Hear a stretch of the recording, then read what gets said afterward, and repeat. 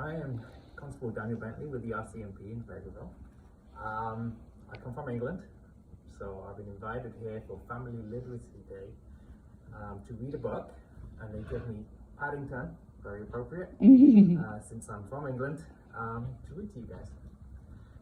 So, let's get started. Paddington in London. My adventure began when I travelled from Lima, the capital of Peru, in a giant ship.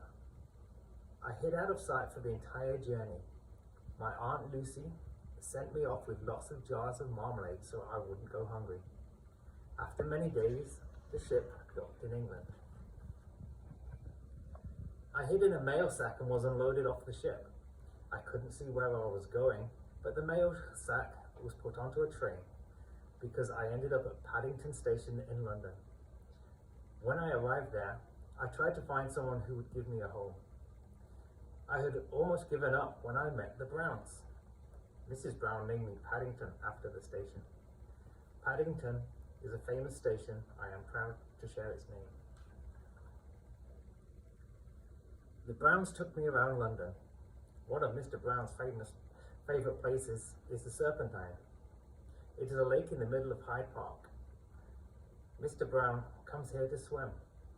He says that the Serpentine Swimming Club is the oldest swimming club in Britain. They hold a famous race on Christmas Day, and all the swimmers wear only their bathing suits, no matter how cold the water is. I don't like the sound of it very much. Since arriving in England, I prefer to stay on dry ground if I can help it. Mrs. Brown introduced me to Mr. Gruber. He owns an antique shop full of fascinating things on Portobello Road. It's a street with plenty of hustle and bustle, especially on Saturdays when the market traders set up their stalls. I like to visit Mr. Gruber for my 11s. We share cocoa and buns, and he tells me wonderful stories. He immigrated to England when he was young, just like me.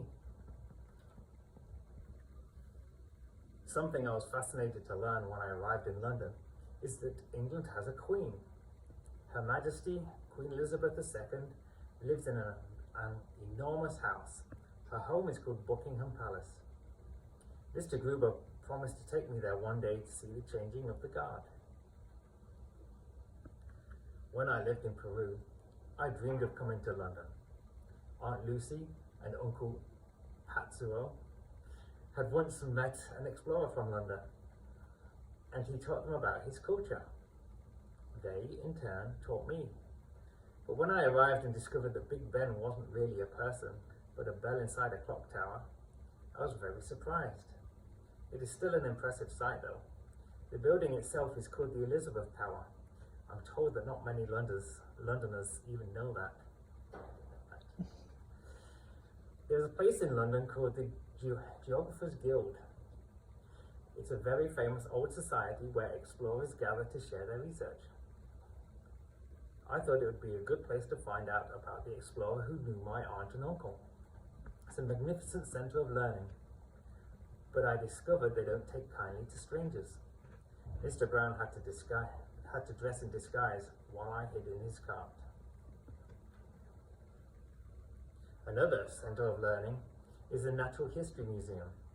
This magnificent building is packed to the rafters with fossils, plants and dinosaurs. I've been there. If you go to London, go to the Natural History Museum. It also houses an enormous collection of exotic animals that have been stuffed and put on display. Millicent is the director of taxidermy and responsible for finding new specimens.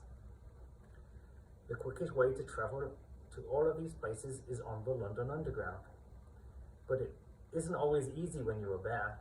I have to be careful I don't get my fur caught in the escalators, and I'm not quite tall enough to reach the ticket barrier. London is a fascinating place. It is very different from darkest Peru, but I think I shall enjoy living here. Perfect.